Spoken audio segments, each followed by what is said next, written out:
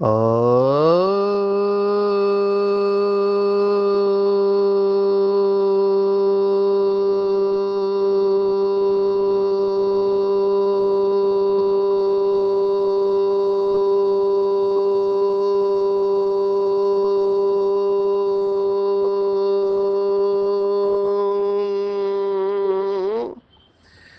Shanti.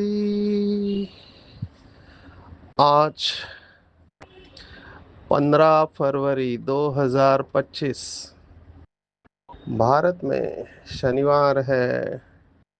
Today is 15th February 2025 and it's Saturday in Bharat. आज की मुरली का जादुई रहस्य स्वयं को प्रेरणा देने के लिए magical secrets of today's murli for motivating the self. आज की साकार मुरली पूरी धारणा के ऊपर है। बहुत गौर से पढ़ना चाहिए, मनन करना चाहिए और धारण करना है। बाबा पिछले कुछ दिनों से कुदृष्टि, कुवचन, कुचलन और कुकर्म इसके बारे में कह रहे हैं। आज भी बाबा का वही फ्लो है। हमको समझना चाहिए कि अभी हम कलयुग के अंत में हैं। नो कला या बहुत कम कला बची हुई है और उससे हमें सतयुगी 16 कला संपूर्ण बनना है। तो गोल्डन एज कॉन्शियसनेस हम कहते हैं, सतयुग की देवताओं की तरह बनना है। तो कहाँ मनुष्य पतित विकारी और कहाँ संपूर्ण पावन देवता। तो धर्म और कर्म दोनों श्रेष्ठ चाहिए, माना धारणा श्रेष्ठ चाहिए। और बाबा वही कर रहा है। कितना मोटिवेट करता है बाबा, कितना प्रेरणा देता है और कितनी गहराई से बातें सुनाता है। ये सर्जन है तो सर्जन बीमारी का इलाज जानता है और मोटिवेट भी करता है, प्रेरणा भी देता है कि बच्चे ये नहीं करो। आसुरी कर्म नहीं होने चाहिए, बुद्धि बहुत शुद्ध चाहिए। और उसके लिए धर्म और कर्म श्रेष्ठ करने को बाबा बता रहा है। हमेशा डूज एंड डोंट्स, क्या करना है क्या नहीं करना है, दोनों बातों को साइमल्टेनियसली ध्यान में रखना है एक साथ। तो आज बाबा ने कहा जो सूक्ष्म बात है, देखो दो बातें हैं जिससे माया की प्रवेशता होती है। एक देह का भान और देह का अभिमान। 63 जन्मों का अभ्यास है, इसलिए जल्दी छूटता नहीं है। तो बाबा ने कहा देह भान स्थूल होता है, देह अभिमान सूक्ष्म होता है। इसके ऊपर जितना चिंतन करें उतना कम है। जितनी गहराई में जाएंगे और अटेंशन रखेंगे उतना पुरुषार्थ भी श्रेष्ठ होता जाएगा। बाबा ने कहा देह अभिमान में आने से सबसे पहला कौन सा पाप होता है, तो वो है देहदारी की याद आती है, कुदृष्टि जाती है और खराब ख्यालात आते हैं। अब ये बहुत बड़ा सब्जेक्ट है। याद आना, खराब ख्यालात आना और कुदृष्टि जाना, बाबा ने इसको बहुत बड़ा पाप कहा है।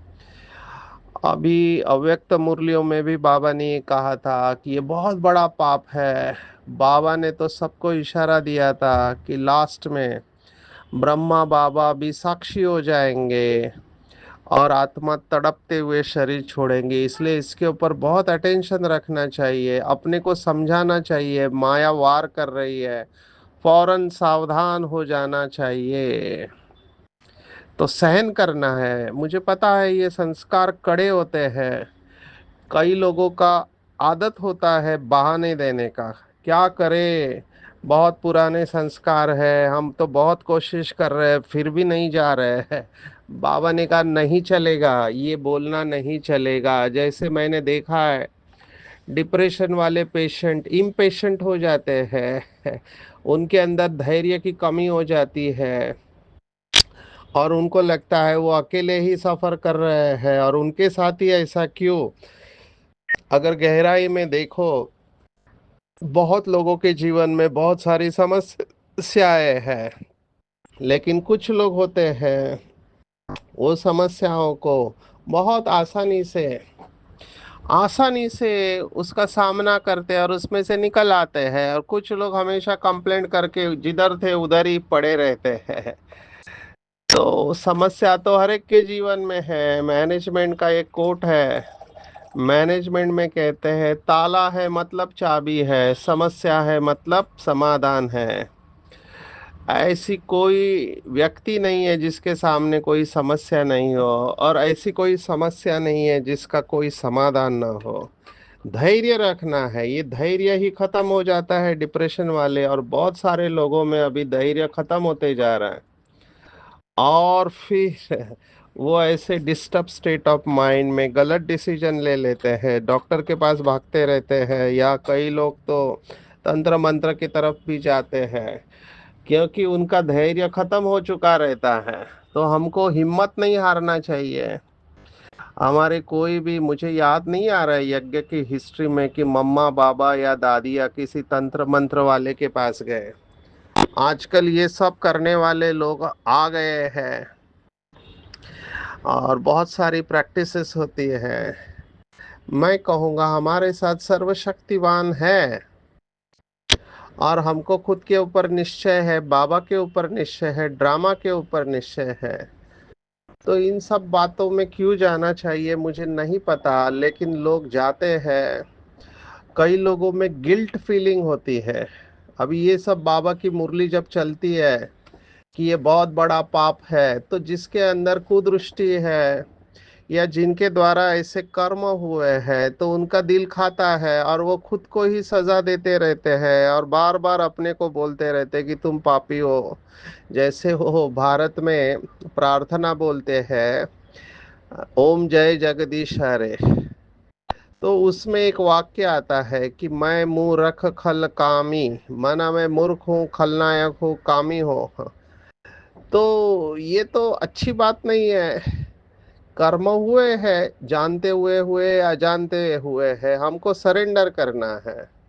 ये समर्पण भाव की गहराई में जाना सीखना चाहिए। कि भक्ति मार्ग में देखो, उन बेचारे भक्तों के पास तो परमात्मा का यथार्थ ज्ञान है ही नहीं। वो तो जो साधु संत सुनाते या शास्त्रों की बातें लेकर चल रहे हैं, लेकिन वो भी कैसे तैसे करके अपने आप को संभाल रहे हैं।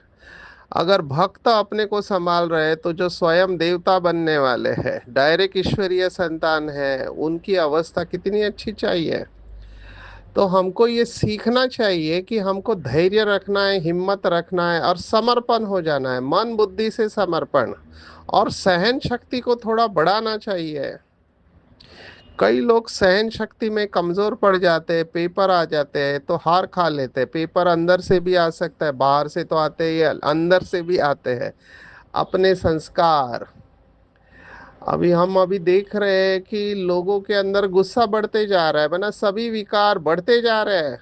गुस्सा तो दिखाई देता है, बाकी काम क्रोध काम विकार दिखाई नहीं देता है। बाबा ने ये बताया, वह छिपके होता है काम विकार। लेकिन अपना मन तो आपको बता रहा है कि क्या हो रहा है। तो हमको बहुत अलर्ट रहना चाहिए। बाबा ने आज कहा, सावधान हो जाना चाहिए। ऐसे कभी नहीं कहना है जो भाग्य में होगा वो ठीक है। ये भाग्य के ऊपर छोड़ नहीं देना चाहिए। ये तो दुनिया में भी लोग हैं जो भाग्य में होगा तो मिलेगा।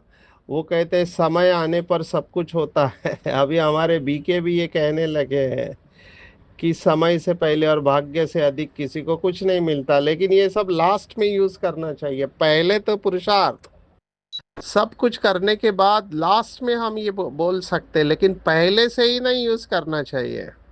पहले तो हमारे अंदर जितनी ताकत है, हिम्मत है, संग अच्छा रखना है, मेहनत तो करनी पड़ेगी ना।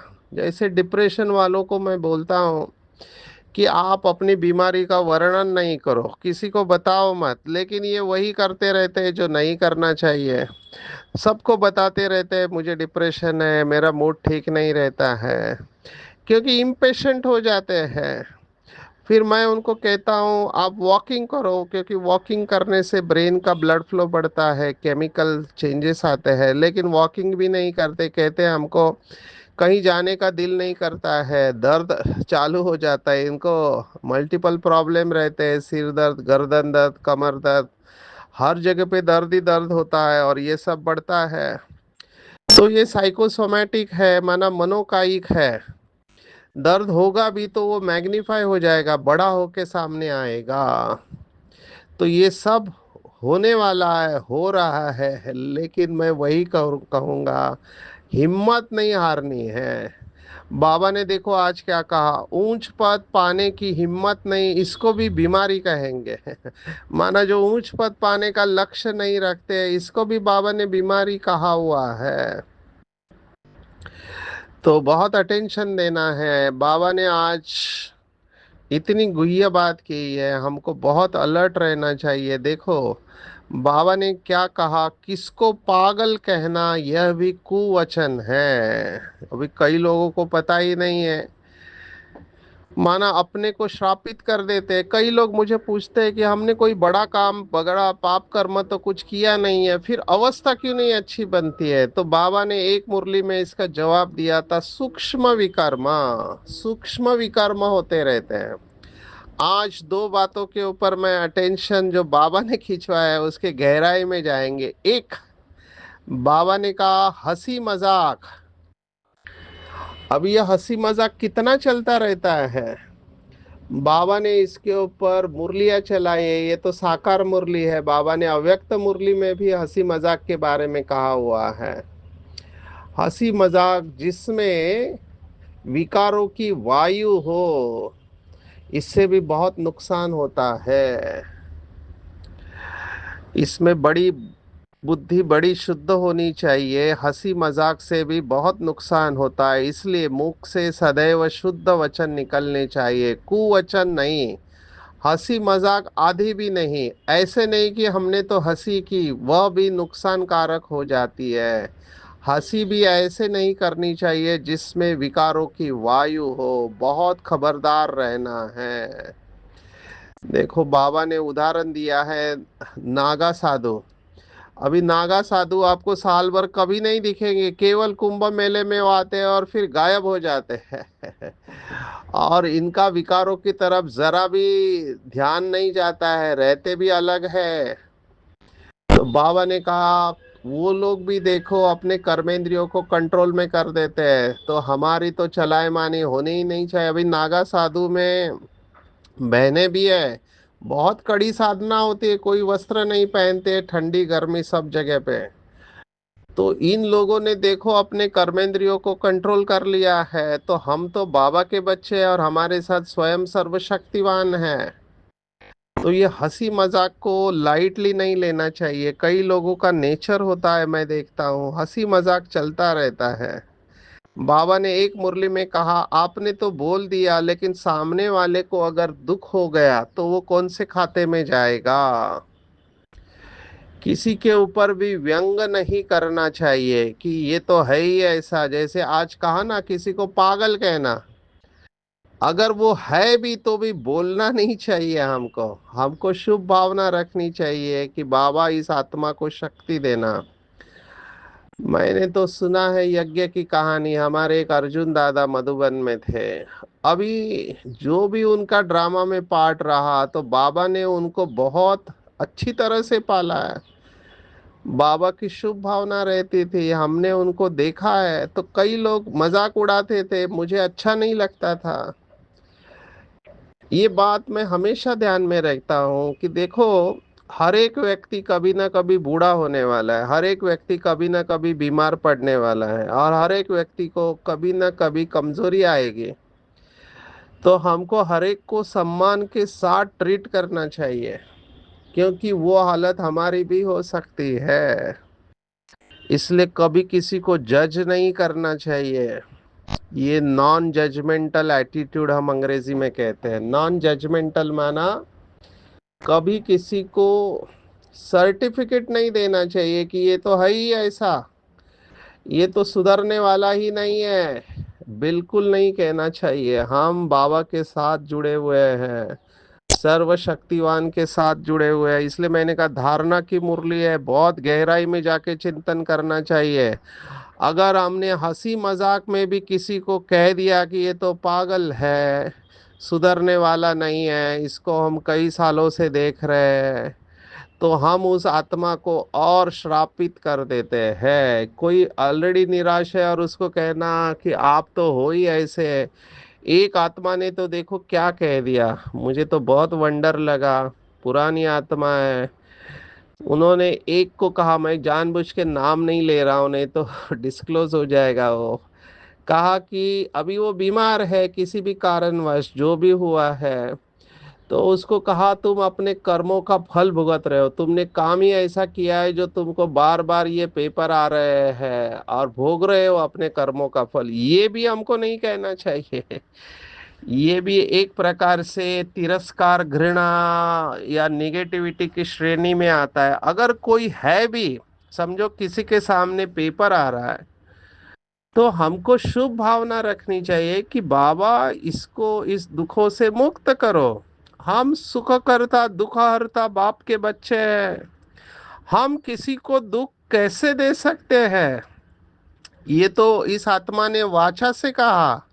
वाचा से तो बहुत बड़ा दाग हो गया, कर्मना से और बड़ा दाग हो गया, लेकिन मनसा में भी नहीं आना चाहिए। जो आज बाबा कह रहे खराब ख्यालात, अब ये खराब ख्यालात कितनी बुरी बात है। किसी देह को देख के आपको खराब ख्यालात आते हैं। बाबा ने कहा किसी की कुदृष्टि जाती है तो वहां से निकल जाना चाहिए, उनसे मिल नहीं जाना चाहिए, झट उनको सावधान करना चाहिए। बहुत सारी बातें हैं मेरे आंखों के सामने, किस्से, केस स्टडीज, बहुत कुछ आ रहा है। लेकिन आप सब समझदार है, अनुभवी है, तो इसको अच्छी तरह से समझना है। लौकिक में भी हमने देखा है भक्त लोग, मुझे ये बात समझ में नहीं आते थे कि मंदिर में खड़े हाथ जोड़ के खड़े रहते हैं, तो गाल पे क्यों मार रहे, कान क्यों पकड़ रहे हैं? तो शायद वो उनके इष्ट को यही कह रहे हैं कि मेरे से पाप हो गए, गलती हो गई, मुझे माफ करो। अभी रोज पाप कर रहे हैं, वरना रोज विकार में जा रहे हैं, रोज कान पकड़ रहे हैं, तो इसका कोई मतलब नहीं है। ये तो चलता ही रहेगा। जैसे वो कहते हैं ना भक्ति मार्ग में, पाप करो गंगा में डुबकी लगाओ, पाप करो गंगा में डुबकी लगाओ। तो ये तो चलता ही रहेगा, ऐसा नहीं होना चाहिए। हमारा महसूसता होनी चाहिए कि वो गलती जो हुई है दोबारा नहीं होनी चाहिए। बाबा ने आज बहुत इसके ऊपर अटेंशन खिंचवाया है। अपने पर ध्यान रखना है, हमसे कोई आसुरी कर्म तो नहीं होते हैं। माया के कारण कोई खराब ख्यालात तो बुद्धि में नहीं आते हैं, कुदृष्टि तो नहीं रहती है। देखे, इनकी कुदृष्टि जाती है अथवा खराब ख्यालात आते हैं तो उनको झट सावधान करना चाहिए, उनसे मिल नहीं जाना चाहिए।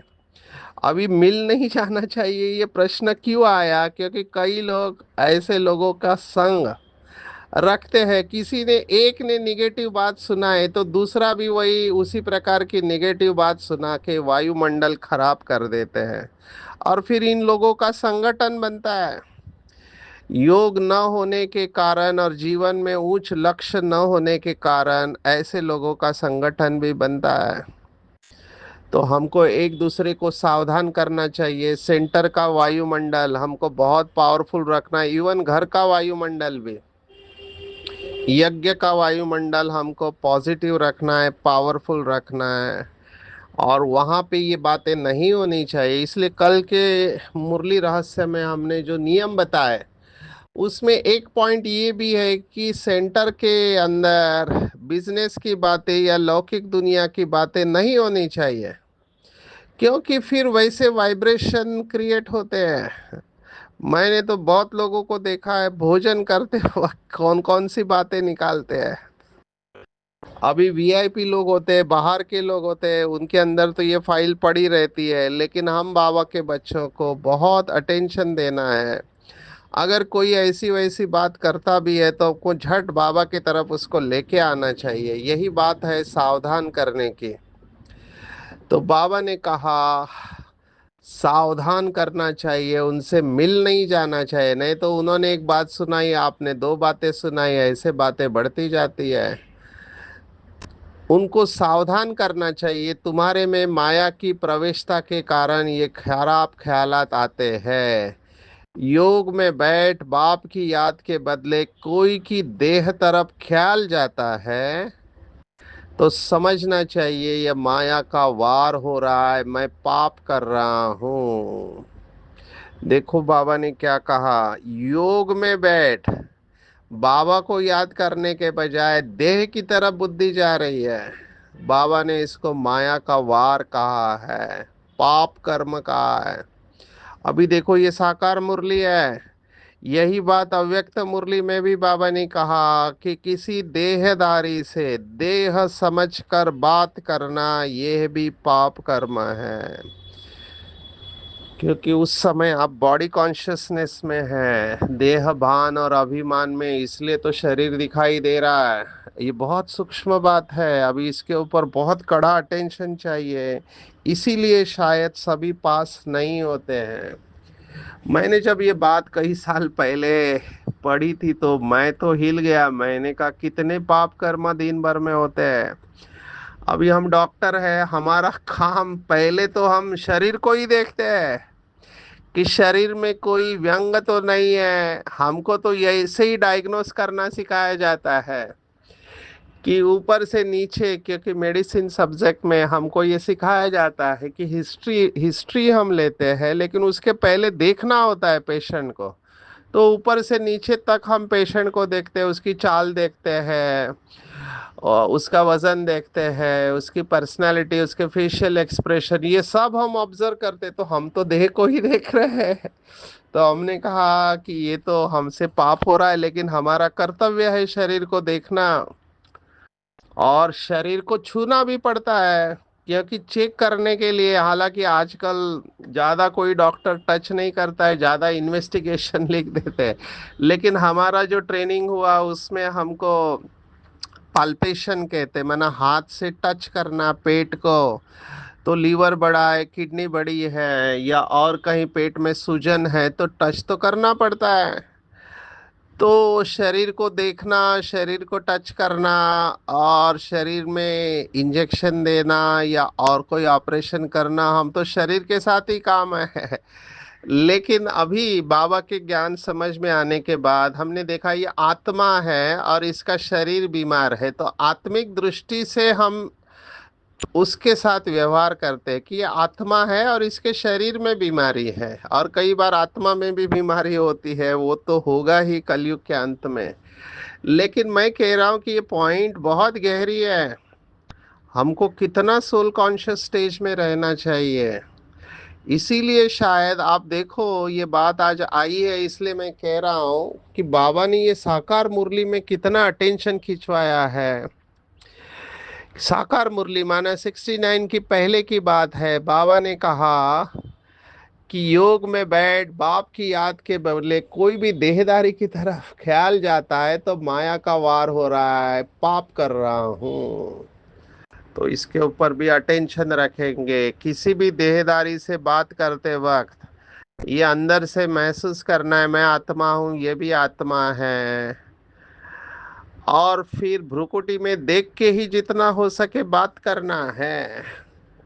अभी पहले हम भट्टिया करते तो दृष्टि योग माना दृष्टि देते थे। आजकल के लोग तो देखते भी नहीं है, उनको देखने का भी डर लगता है, क्योंकि नजर शरीर के ऊपर जाती है और उनको डर भी रहता है अगर सामने वाले ने देख लिया कि ये मेरे शरीर को देख रहा है तो वो क्या सोचेगा। ये सब मुझे लोग आके बोलते हैं, इसलिए हमको डर लगता है। तो डरना नहीं है, आत्मा का अभ्यास पक्का करना है। तो पहले दृष्टि की बात कही, अभी बाबा वचन की बात कह रहे हैं। देखो हम सत वचन महाराज है, हमारे मुख से जो निकलता है सत्य हो जाता है। तो किसी को श्राप नहीं देना चाहिए, मुख से सदैव शुद्ध वचन निकलने चाहिए, कुवचन नहीं निकलने चाहिए। तो ये दो धारणा की पॉइंट बहुत इंपॉर्टेंट है।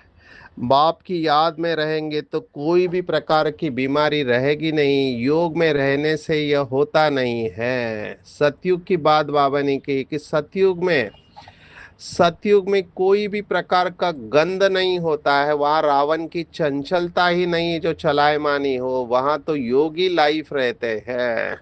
इसलिए बाबा ने कुछ दिन पहले श्री कृष्ण को योगेश्वर कहा था। योगी लाइफ है, योग बल से सब बीमारियां बंद हो जाती है, पर इसमें बड़ी मेहनत है। बाबा ये भी जान रहा है इसमें बड़ी मेहनत है। राज्य लेना कोई मासी का घर नहीं है, मेहनत करनी पड़ेगी। बगैर मेहनत के राजाई मिल नहीं सकती है। तो दो धारणाएं, कुदृष्टि और हंसी मजाक, इसके ऊपर डबल ट्रिपल अटेंशन देंगे। जितना योग में रहेंगे उतनी हेल्थ अच्छी रहेगी। मेहनत करनी है। बहुतों की चलन ऐसी रहती जैसे अज्ञानी मनुष्य की होती है, वह किसका कल्याण कर नहीं सकेंगे। जब इम्तिहान होता है तो मालूम पड़ जाता है कि कौन कितने मार्क्स से पास होंगे, फिर उस समय हाय हाय करनी पड़ेंगी। अब ये बहुत सूक्ष्म बात बाबा ने कही, पहले से ही रियलाइज करना है कि मुझे लास्ट में हाय हाय नहीं करने, इसलिए अभी से ही मेहनत करना है। मेहनत करना है, बगैर मेहनत के कुछ नहीं मिलता है। हमको भी 63 जन्मों के संस्कार है, संस्कार है ऐसे बोल के छोड़ना नहीं है, बहाना नहीं देना है। बाबा ने देखो आज क्या कहा, हमारे मुख से कुवचन क्यों निकले, अंतर्मुखी हो, अपनी जांच करनी है। अगर मुख से कोई कुवचन निकले या कुदृष्टि जाए तो अपने को फटकारना चाहिए। क्यों गई हमारी दृष्टि, अपने को चमाट भी मारनी चाहिए, घड़ी घड़ी सावधान करना चाहिए, तब ही ऊंच पद पा सकेंगे। देखो ये शब्द जो है इसको लिख लेना चाहिए बड़े बड़े दृष्टि में। बाबा ने भगवान वाच ये बड़ा करके नीचे लिखना चाहिए, शिव शिव भगवान वाच। ये सेकंड लास्ट पैराग्राफ का आखिरी बात है, थर्ड लास्ट पैराग्राफ। नीचे से तीसरा, अंतर्मुखी होके अपनी चेकिंग करनी चाहिए, क्यों मेरे द्वारा ये निकले, तो इसको चेंज करना चाहिए। शिवरात्रि कहते हैं, कृष्ण रात्रि और रुद्र रात्रि नहीं कहेंगे। आते हैं आज के वरदान के ऊपर। बहुत इंपॉर्टेंट वरदान है, याद और सेवा का बैलेंस। बाबा हमेशा बैलेंस कहता है, बहुत सारी बातों का बाबा ने बैलेंस बताया। कल जैसे हमने 14 फरवरी को लव और लॉ का बैलेंस देखा, याद और सेवा का बैलेंस बाबा हमेशा कहते आया है।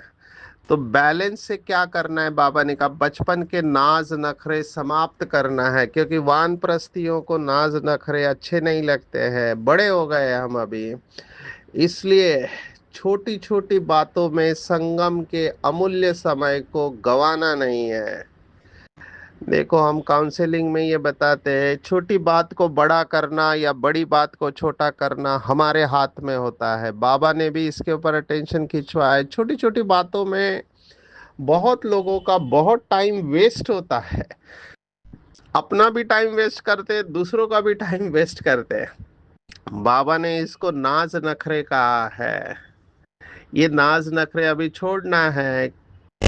कोई की भी याद नहीं आए, उठो तो भी याद और सेवा, और सो तो भी याद और सेवा। देखो सोने में भी याद और सेवा है। ये हमने देखा कि मम्मा और बाबा ने सबसे ज्यादा कमाई नींद में किया है। तो सोना है तो भी सेवा है, और उठना है तो भी सेवा है। ये बैलेंस हमको बनाए रखना है। जो बैलेंस में चलते हैं उनको ब्लेसिंग मिलती है, और जिनको ब्लेसिंग मिलती है वो ब्लिसफुल रहते हैं। तो त्रिकालदर्शी बनना है। आज बाबा ने कहा बचपन की बातें और संस्कारों का समाप्ति समारोह मनाना है, तभी कह सकते हैं वान प्रस्थि मना वाणी से परे।